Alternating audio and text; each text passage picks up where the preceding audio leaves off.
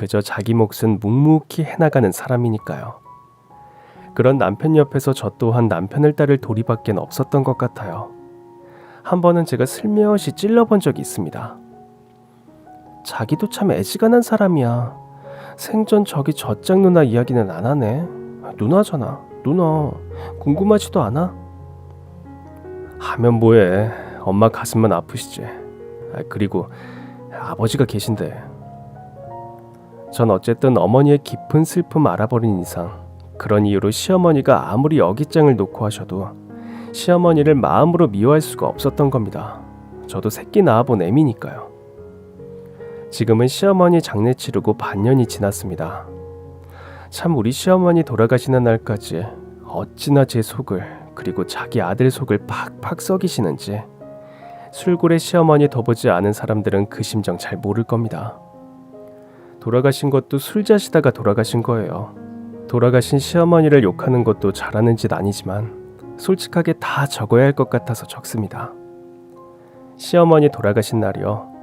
그날도 읍에 신장 개업한 사람이 동네에서 이장일을 12년간 보던 김구칠씨라 거기 팔아줘야 한다고 85잡순 노인네가 아침 수저 놓으시자마자 굳이 가셔서 그 연세에 막걸리를 3통이나 드시고 이제 떼양볕이 정수리를 내리꽂던 그 오후 2시에 동네길을 오시다가 경운기 몰고 지나가던 윗마을 은식이 아버지가 타고 가라고 했답니다. 숙자엄니, 에이 타세요. 아이고 이 노인네가 이 34도 무더위에 웬 말이야. 자 이거 봐요. 핸드폰에서 체감 온도가 38도라네. 이 날씨에 막걸리를 3통이나 잡수셨다는 게 누가 믿으라고 해도 안 믿겠네. 수십 년 전에 시집간 남의 집 딸 이름을 아직까지 그렇게 자기의 부르듯이 하면 어쩌겠단 거야. 그래서 암튼 안 타시려는 걸 굳이 은식이 아버지가 타시라고 해가지고 그 두들목다리 돌다리가 있거든요.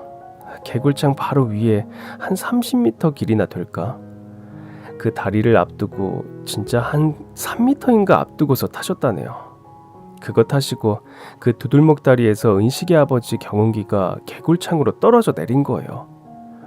우리 시어머니 자리 똑바로 앉혀드린다고 기중 어른 공경하는 척 친절한 척 한다고 한 손으론 경운기 운전대 잡고 한 손으론 시어머니 발을 앉혀드리다가 그 사단이 난 겁니다. 시어머니는 경운기에서 튕겨져 나와 개굴창 옆 무수한 크고 작은 돌에 머리가 박혀서 그 자리에서 돌아가셨고요.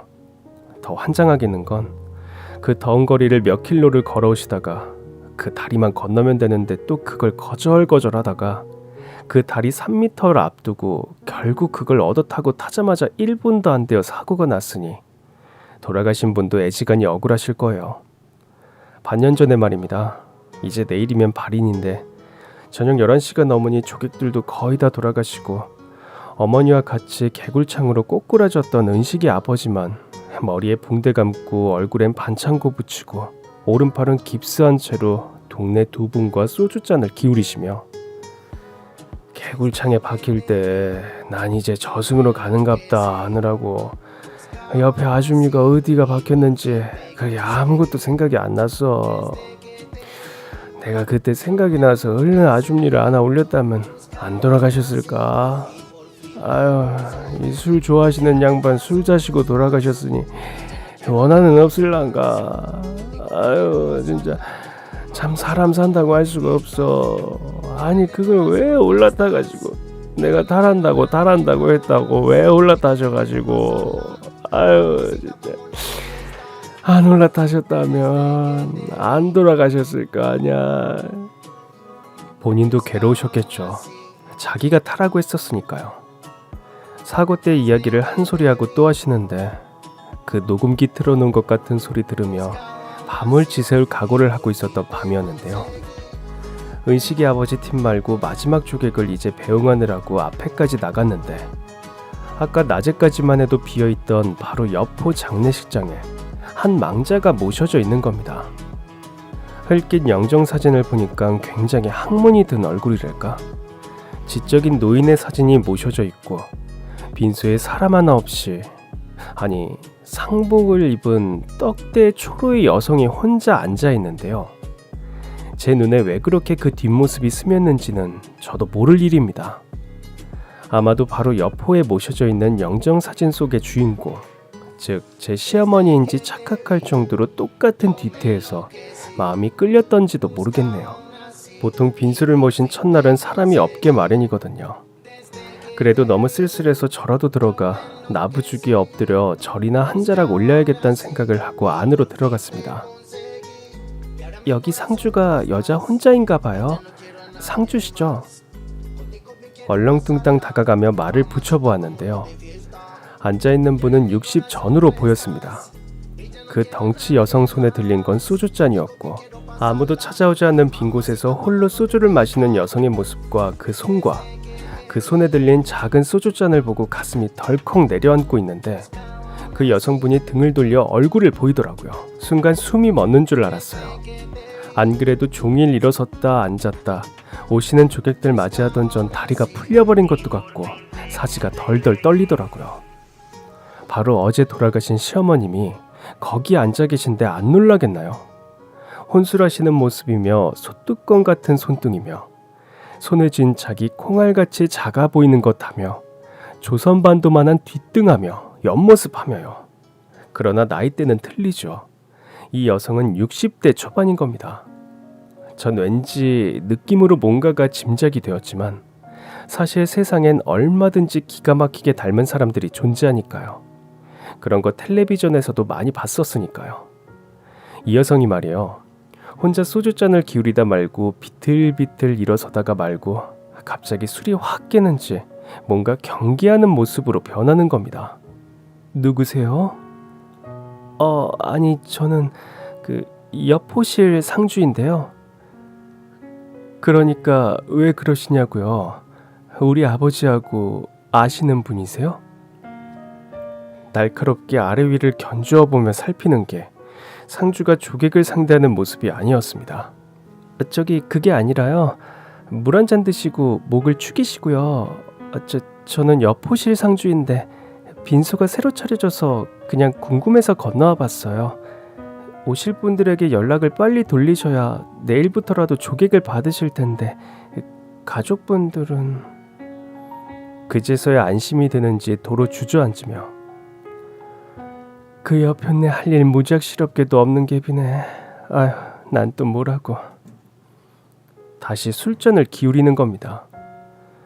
무안스러울 상황이지만 전 왠지 이 상황이 무안스럽지도 않고 그냥 정겹고 오래 알고 지낸 사람 같고 사람 하나 없이 가족 하나 없이 홀로 지키고 있는 쓸쓸함도 좋더라고요. 가슴이 아려서요. 아마 뭔가 당기는 게 있어서였을 겁니다. 그러나 섣불리 다가가고 싶지 않았어요.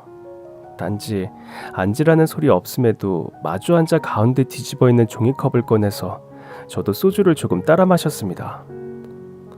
이 여자 뭐지 하는 눈빛도 보내지 않고 고개 숙이고 자기 손에 쥔 소주잔만 뚫어지게 보는 이 곰같이 생긴 여성을 쓰다듬듯 바라보면서요. 고인은 시아버지세요? 닮은 데가 전혀 없어 보이는 게 시아버지신 것 같은데. 우리 아버지의 불쌍한 아버지. 당연하지. 난 우리 엄마 가져다 박았다는데. 친정엄마는 왜 여기에 없어요? 먼저 떠나셨나 보죠? 술 냄새가 풀풀 풍기는 숨결로 코로 웃음소리를 내면서 암만 떠났지. 어디 개가에 갔다던가 자식 낳고 산다고 하던가 난 모르지. 엄마가 개가에서 가버리셨어요? 전 숨길이 목구멍에 걸려서 바짝바짝 타버릴 것 같은 느낌에 되짚어 물어보았습니다. 아만 날 버리고 갔지. 두돌된 날 버리고 가버렸지. 아버지가 쫓아냈다던가. 아휴, 불쌍한 우리 아버지. 여자복은 치질이도 없는 우리 아버지. 후처 세 번째 처 모두 병들어 죽고 도망갔고 그대로 골병든 우리 아버지. 그게 다 날 낳아준 우리 엄마가 첫 털을 잘못 닦아서 그랬다던데. 그렇게 그 여성과 말문을 트고 그 밤을 온통 밝혀 함께 앉아 있었어요. 이 여성은 술이 엄청나게 취해 끊어지고 다시 이어지고 끊어지고 다시 이어지며 이야기를 계속하더라고요. 열에 들뜬 것 같기도 해보였어요. 이야기 자체에 무아지경으로 빠져서 말이죠. 멀리 로비 쪽 통창으로 새벽이 희부염하게 밝아오는 걸 배경으로 돌아가신 시모님과 그리고 신우와 똑같이 생긴 지리산 반달곰 형용의 젊은 여성이 마구 뛰어들어올 때까지요. 그 젊은 여자도 돌아가신 제 시어머니를 가져다 박았더라고요. 사실 그 밤에 우리 신우, 제가 누군지도 모르고 그렇게 열에 들떠서 술에 취해 모든 이야기를 털어놓았을 때는요. 술 기운도 있었지만 외로워서였을 겁니다. 조객 하나 없는 빈소라서요. 제 느낌대로 이 여성은 제 신우였습니다. 우리 시어머니 첫 결혼 때 낳아놓고 나온 그 딸, 팔순 넘은 시어머니를 술 취해 논두렁에 박혀 기어이 울게 한 육순 넘은 딸이요. 시어머니가 그 집에서 쫓겨나오고 이 신우께서 반년을 안 자고 울었답니다. 왜 안 그렇겠나요? 한참 엄마가 좋을 나이니까요. 유모를 붙였는데요. 유모 젖을 더듬다가도 아이가 뭘 안다고 흠칫 손을 떼더랍니다. 아기지만 느낌으로 아는 거죠. 자기가 맨날 만지던 자기 엄마 젖이 아닌 걸 느낌으로 아는 거죠. 그렇게 자지러지게 울어서 이제 하루빨리 후처를 드렸는데요. 후처가 출산을 하다가 그만 죽었다네요. 후처가 어이없게 세상을 버리자 신우님의 아버지는 그때부터 입을 다무셨답니다. 원래도 말이 없는 양반, 하루 10마디 하던 걸 2~3마디 하시더랍니다. 가문에서 서둘러서 3번째 처를 드렸다네요. 3번째 처가요. 정을 못 붙이더래요. 남자가 하루 종일 같이 있어봐야 밥 먹읍시다. 그런 말조차 안 하니까 마음을 못 붙이고 바람이 나서 집안 폐물과 돈을 모조리 싸들고 야반도주했답니다. 그때부터 우리 신우 아버지가 정신을 아주 조금씩 놓기 시작하더래요. 아예 정신을 놓으면 차라리 치료하고 병원으로 모시죠. 그렇게 알게 모르게 넋을 놓고 조금씩 좋아지다 나아지다 그런 세월을 사셨다고 합니다. 머리에 공부는 많은 양반이라 사업을 시키면 시키는 대로 어떻게 이끌고 나가면서요. 쓰라에 우리 신우 하나 두고요. 자네 심정이야 어찌 모르겠나. 허나 남자는 혼자 못 사는 법이야. 나이 30 중반, 앞으로 몇십 년을 더 살아야 하는데 혼자 못 살지. 응. 3번째 처는 내가 특별히 열심히 물색을 하고 있는 중일세. 2번째처럼 급하게 들이지 않고 천천히 알아봄세. 아이 생각해서 기운 내게. 이렇게 위로하시던 종가에서도 자기가 맺어준 3번째 여자가 그렇게 되자 이젠 사업적인 것만 도와주지 아예 4번째 혼사시킬 엄두를 못 내셨다네요. 이것도 팔자야 어쩌겠나. 이 팔자대로 살아야지. 아이 하나 보고 살아야지. 아이고, 이래서 집안에 여자가 잘 들어와야 해. 첫 번째 여자가 시작을 그렇게 시궁창으로 만들어 놓고 남의 가문에 못달짓 시키고 떠나니 이 집안이 잘 될 리가 있나. 아유, 이 왼수가 따로 없느냐. 신우 아버지는 그렇게 신앙고난 아픈 정신줄 묶고 겨우겨우 사업해 나가셨다고 하는데요. 그 정경 오죽했을까요? 그러나 종가에서 물심양면 물밑으로 도와주고 해서 오늘날까지 이어왔답니다. 신우도 이혼하고 와서 식자재 유통하는 아버지 사업을 도와 부녀가 사업을 한 거고요. 그게 최근에 크게 부도가 난 겁니다. 있는 재산 모두 다 그 빚 막는 데 털어 넣어도 남은 빚을 해결 못하고 아버지 모시고 이 멀리 지역까지 도망와서 숨어서 살고 있는 중이었다네요. 일가 친척하고도 모두 연이 끊어진 건 당연하죠. 빚이 남아있는데요. 아버지는 7순 중반부터는 사업에 손을 떼시고 그저 소일하시며 사셨는데 신우도 이혼하고 자기 아버지만 모시고 살던 처지. 이리 멀리 이사 오는데 문제는 없었을 겁니다. 누구 눈에 띌까 전전긍긍 빈소도 아예 모르는 동네에 와서 차린 거고요. 독감도 겹치고 노안이셨다네요. 새벽 신우 딸이 들어오고 신우는 골아 떨어지고 우리는 다음날 발이 나고 시어머님을 납골당에 모시고 나서 다시 장례식장을 찾았습니다. 남편과요. 남편에겐 어머니를 화장하는 시간에 이야기를 했어요. 저도 덤덤하게 했고 남편도 덤덤하게 받아들이더군요. 이게 말이에요, 여보. 어머님과 저기 그쪽 그분 불과 하루 차이로 세상을 버린 거잖아. 이게 난 이리도 가슴이 찢어지네. 기구한 인연이 이렇게 묶여져 마지막 떠나는 장소에서 기가 막히게도 우연히 다시 만나게 하신 건 아닐까 싶은 마음이 절 그렇게도 사무치게 하더라고요. 왜 하필 굳이 탓이라는 걸 거절하시다가 막판에 거기에 올려 타셔가지고 개골창으로 떨어져 돌아가신 시어머님이 왜 그 경운기를 타셨을까 혼자 짐작을 해보자면 마지막 가시는 길 평생 가슴에 묻고 그리워하시던 자기 딸을 비록 옆 호실로나마 멀리 보시려고 그렇게 떠나신 건 아닐까요? 아마 보셨을 겁니다. 옆 호실에서 자기와 똑같은 모습으로 혼술하고 계시던 자기 따님을요. 그날 우린 신우 옆에 있어드렸어요. 다음날 발인도 같이 하고요. 체력이요? 그런 게 어디 있나요? 조객 하나 없는 빈소에서 셋이 마주 앉아 길고 긴 회포를 푸는데 무슨 체력이 필요할까요? 술 마시다가 쓰러져 잤네요. 며칠 후 신우에게 찾아가 우리 집에 가서 살자고 제가 졸랐습니다. 신우는 지하 원룸에서 사시니까요. 무지막지하게 거절하시더군요. 이보게 자네, 내가 말이지 자네 남편 얼굴 보고 싶을 것 같아? 내 입장에서 한번 생각해보게. 내가 자네 남편 얼굴 보고 싶을 것 같냐고. 근데 한 집에서 살자고? 내가 이렇게 산다고 그렇게 생각이 마무리 지어지는 거야? 자네 그러면 안 돼. 날 어떻게 보고 그래?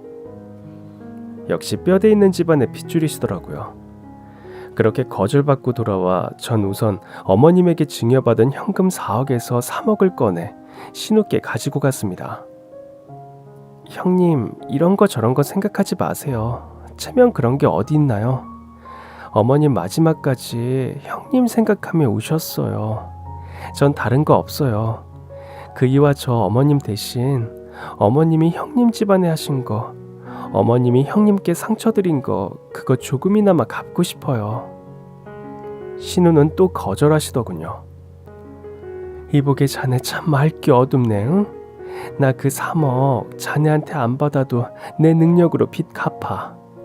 내가 사업으로만 15년이야. 내가 정산받을 것들도 있고, 그리고 내가 받은 상처 상처란 게 있다 해도 그 3억 가지고 될 것 같아? 아무 말도 말자고. 말은 고맙네만 가지고 돌아가. 그렇게 또 거절당하고 돌아와 전 그때부터요, 이걸 제대로 이름 붙이기가 애매한데요, 쉽게 말해서 상사병에 걸렸어요. 신우에 대한 상사병이요. 여태 알지도 못하고 살아온 신우가 갑자기 제 마음속에 와 박혀서 자나깨나 시어머니를 가져다가 똑같이 생긴 신우의 생각과 그 창창한 자존심이 생각나는 겁니다.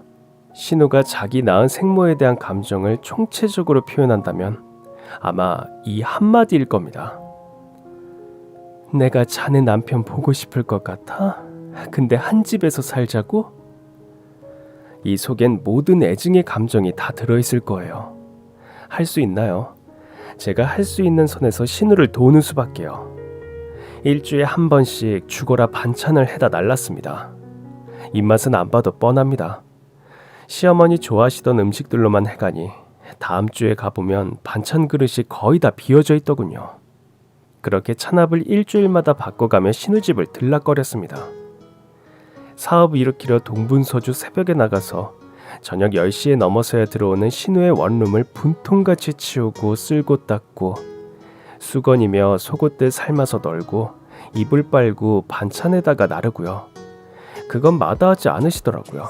애초에 도어락 비밀번호도 알려주시는 걸 보면요. 여든 넘으신 제 시어머니가 술 자시고 논두렁에 엎어져 우시던 모습이 제 뇌리에 남아있는 한 신우께 못해드릴 게 없었어요. 남편과 신우는 늘 어색했습니다. 한 달에 한 번 정도 제가 만든 외식 자리에서도 서로 소주잔만 기울일 뿐 어색 그 자체였는데요. 이게 엉뚱한 데서 풀어지더랍니다. 신우 딸이요. 서울에서 오피스텔에서 남자친구와 동거한다는 그 딸이요. 이 동거남이 아주 저질이더군요.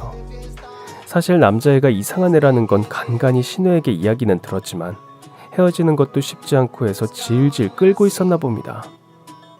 한날은 김장김치 2통 가득히 해서 남편이 들어주고 남편과 둘이 신우 댁을 갔는데요. 여경이가 그 방에서 쪼그리고 앉아있는데 얼굴이 웬통 다 멍자국인 거예요. 신우는 그거 붙잡고 울고 있고요. 남편은 아무 말 없이 여경이를 앞장세워 차에 태우더군요. 누나, 제가 얘 데리고 서울에 좀 갔다 올게요. 중간에 전화할 테니까 애들 엄마하고 식사하시고 주무세요. 여경이는 제가 밥 먹일 테니까 걱정하지 마시고요.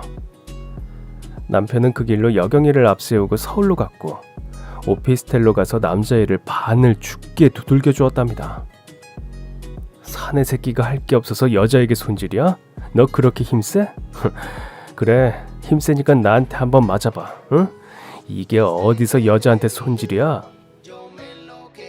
여경이 말론 남자애가 맞다 더 이상 못 견디겠으니 지도 어떻게 공격해보려다 오히려 더 맞고 힘도 못 쓰더랍니다. 우리 남편이 소심하고 점잖아서 그렇지 한번 화나면 무섭거든요. 30년 넘게 검도도 했으니 오죽이나 잘 두들겨 주었을까요? 그렇게 두들겨 주고 너 이놈의 지집애 이 집구석에 다시 기어들어오면 너도 나한테 혼나? 당장 네 살림 꾸려. 급한 것만 꾸리고 내일 이삿짐 불러서 따로 외삼촌이 가지고 오면 되니까 당장 급한 것만 챙기라고. 아이고, 회사 같은 소리 하고 있네. 월급도 석 달 밀리는 그런 회사 당장 그만둬. 그렇게 여경이를 챙겨서 남편은 우리 집으로 왔습니다. 여경이는 우리와 함께 살아요. 신혼집은 원룸이고 우리는 방이 아래 위층 합쳐서 6개인 펜션급 주택이니까요. 여경이가 우리 집에 오고 한 달도 안 되어 남편이 읍에다가 여경이 가게를 차려주었습니다. 바리스타 자격증이 있고 카페에서 4년간 일했던 경력이 있다고 하니 카페를 차려주더라고요. 되나 안 되나 일단 한번 해보라고. 어차피 가게 들어먹어도 크게 손해날 거 없으니까 경험이다 생각하고 해봐. 잘 되면 삼촌이 더 큰 가게 해줄 테니까 14평이라고 우습게 보지 말고 한번 열심히 해봐. 시어머니가 자기 딸에게 지은 죄, 우리가 그 신우께 조금이라도 빚 갚으려고 하니 신우는 받아들이지 않았습니다. 그래서 그 빚 갚을 길 없어 마음 졸이고 있던 때 여경이 사건이 터진 거죠. 우리 부부는 여경이한테 최선을 다해주고 싶었어요. 이게 바로 신우를 위하는 길이라는 생각이었으니까요. 그게 또 돌아가신 어머님 한을 풀어드리는 거라 생각했으니까요. 여경이 또한 우리 시모를 꼭 닮은 모습이었기 때문이기도 하고요. 그런데 문제는요, 남편이 여경이를 너무 잡아요. 카페를 11시에 문 닫으면 11시 30분엔 집에 들어와야 한다는 겁니다. 비록 소형이지만 자동차도 사주면서 통금은 무조건 11시 30분이라고 하면서 조금이라도 늦으면 큰일 납니다. 요즘 세상이 어떤 세상인데, 아휴, 내가 카페를 괜히 차려줬나 보다. 카페가 11시에 문 닫는다는 생각을 안 했네. 무슨 놈의 인간들이 밤 11시까지 커피를 마시냐고. 암튼 11시 30분엔 딱 방에 들어와 있어야 한다. 그리 알아. 여경이는 아가씨입니다. 아직 한참 연애가 좋을 때고요. 새로 사귄 남자친구랑 같이 좀 손님 다 나간 카페에서 이야기도 나누고 싶고 차도 한잔 마시고 싶을 텐데 그걸 못하게 하는 거예요.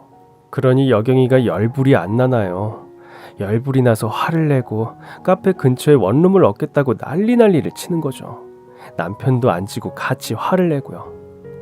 집안이 며칠 되게 시끄러워서 제가 신우께 가서 중재를 해달라고 말했어요.